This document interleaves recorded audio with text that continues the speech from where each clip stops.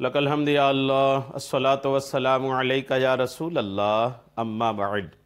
सिलसिला है नाजरीन के सवालों के जवाब देने का। नाजरीन में से एक इन्होंने सवाल किए हैं मस्जिद की ज़मीन को बेचने के ताल्लुक़ से कि मस्जिद की ज़मीन बेचना कैसा है, ये इनका सवाल है। मैं इंशाअल्लाह फ़ुक़हा किराम ने, उलमाए किराम ने, हमारे अकाबिरीन ने अपनी किताबों में इस हवाले से जो तहरीर फरमाया है वह आपको पेश करने की सआदतें हासिल कर रहा हूँ। तवज्जो के साथ आप पूरा बयान समाअत फरमाइए।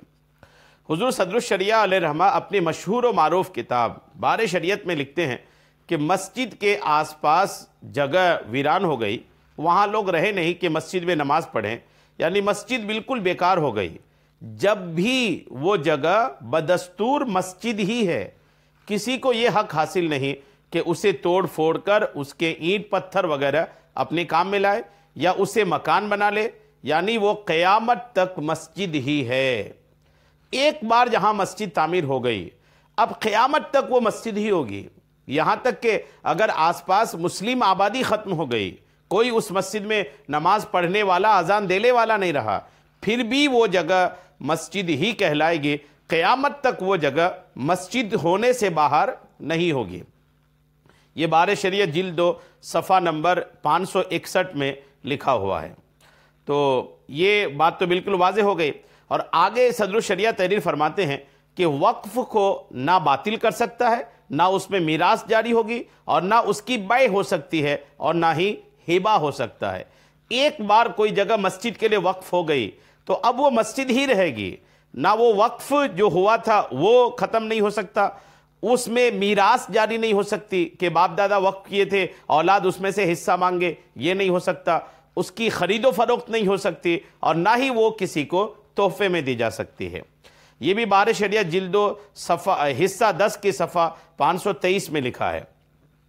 और इसी तरह के एक सवाल के जवाब में मलफूज़ात आला हज़रत में है। आला हज़रत से सवाल हुआ कि एक गांव में मस्जिद बिल्कुल वीराना में है, उसके मुत्तसिल एक कुम्हार यानी मिट्टी के बर्तन बनाने वाले का मकान है। मस्जिद में नमाज भी नहीं होती, बल्कि उसके आसपास लोग कूड़ा वगैरह डालते हैं, और वो कुम्हार जो है वो मस्जिद की ज़मीन को ख़रीदना चाहता है।